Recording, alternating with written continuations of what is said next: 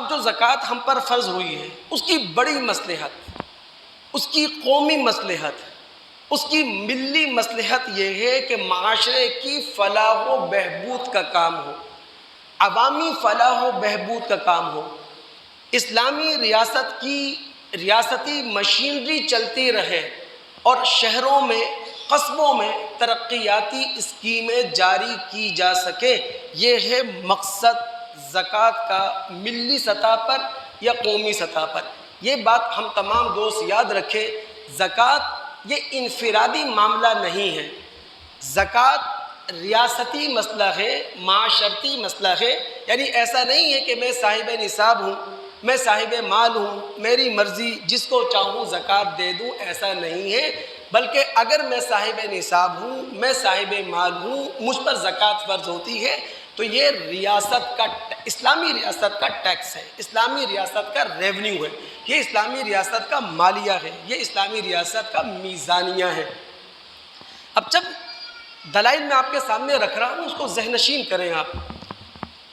سورہ حج آیت نمبر 41، میں سیاق و سباق میں رہ کر اس کا مفہوم آپ کے سامنے رکھوں گا۔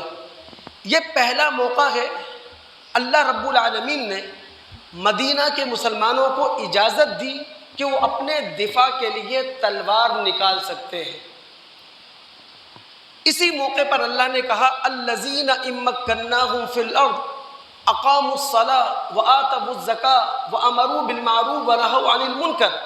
ابھی تو بیت اللہ قریش مکہ کے ہاتھوں میں ہے اور انہوں نے بیت اللہ کو بت خانہ بنایا ہوا ہے، لیکن آنے والے وقت میں جب یہ بیت اللہ مسلمانوں کے ہاتھوں میں ہوگا، جب بیت اللہ مسلمانوں کی ریاست کا حصہ ہوگا تو مسلمان اپنی ریاستی طاقت کا استعمال کرتے ہوئے یہاں نماز کا نظام قائم کریں گے، یہاں زکوٰۃ کا نظام قائم کریں گے اور ریاستی طاقت کو استعمال کرتے ہوئے نیکیوں کو پروموٹ کریں گے، نیکیوں کی نشر و اشاعت کریں گے اور برائیوں کے خلاف بند باندھیں گے۔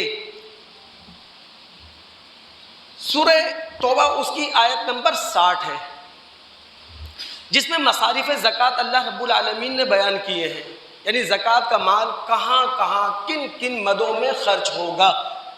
اس آیت نمبر 60 سے پہلے آیت نمبر 58 اور 59 کا مطالعہ کریں، آپ کو معلوم چلے گا کہ زکوٰۃ یہ انفرادی معاملہ نہیں ہے، یہ اسلامی ریاست کا ٹیکس ہے کیا؟ وَمِنْهُمْ مَنْ يَلْمِزُكَ فِي الصَّدَقَاتِ۔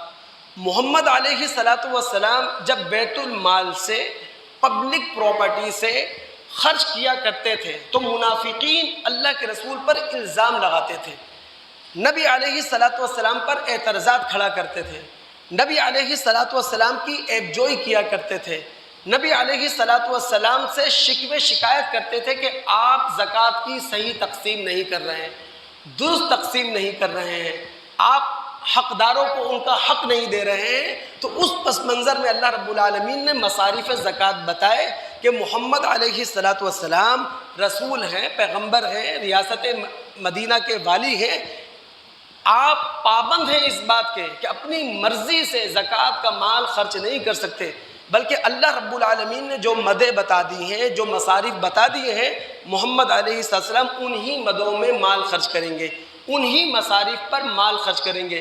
اور جن دوستوں کا مطالعہ ہے وہ جانتا ہے کہ سورہ توبہ کی آیت نمبر 60 میں جہاں 8 مصارف زکوٰۃ بتائے گئے ہیں، ان میں سے ایک والعاملین علیہا، محصلین زکوٰۃ، زکوٰۃ جمع کرنے والے، زکوٰۃ کی حفاظت کرنے والے، زکوٰۃ کی تقسیم کی انتظام کاری کرنے والے، ان کا حق ہے زکوٰۃ کے اندر۔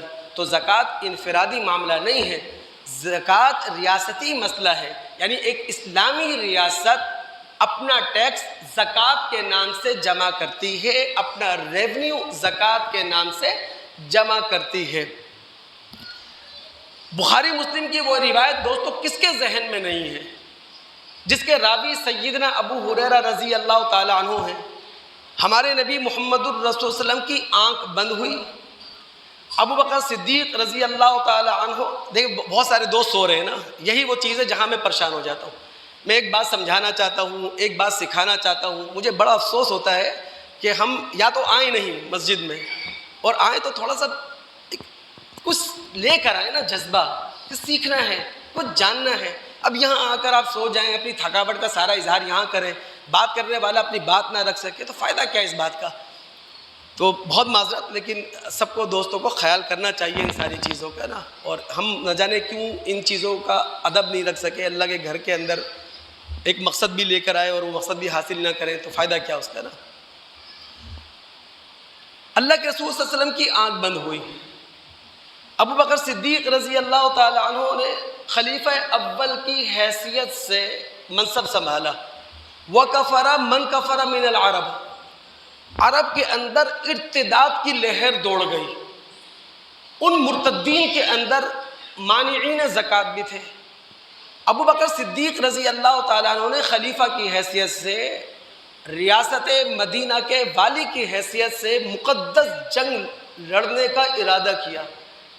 عمر بن خطاب اور ان جیسے جہاندیدہ صحابہ نے مخالفت بھی کی، لیکن اس وقت ابو بکر صدیق رضی اللہ تعالیٰ عنہ کے الفاظ کیا تھے؟ واللہ لأقاتلن من فرق بین الصلاة والزکاة، اللہ کی قسم میں لڑوں گا ایسے لوگوں سے جو نماز اور زکوٰۃ کے درمیان فرق کریں گے. فإن الزکاة حق المال، زکوٰۃ یہ مال کا حق ہے. یعنی اسلامی ریاست میں رہنے والا ایک شخص کما رہا ہے ماشاءاللہ، صاحب حیثیت ہے ماشاءاللہ، اس کی آمدنی میں اضافہ ہو رہا ہے ماشاءاللہ، تو اس کے مال پر ریاست کا حق ہے. فإن الزکاة حق المال. واللہ لو منعونی عناقا کانوا یؤدونها الى رسول صلی اللہ علیہ وسلم لقاتلتهم على منعها. اگر یہ ایک بھیڑ کا بچہ جو رسول اللہ صلی اللہ علیہ وسلم کو زکوٰۃ میں دیا کرتے تھے دینے سے انکار کر دیں گے، میں منع کرنے والوں سے لڑوں گا، منع کرنے والوں سے جہاد کروں گا. تو زکوٰۃ یہ انفرادی معاملہ نہیں ہے، زکوٰۃ اسلامی ریاست کا ریونیو ہے، اسلامی ریاست کا ٹیکس ہے.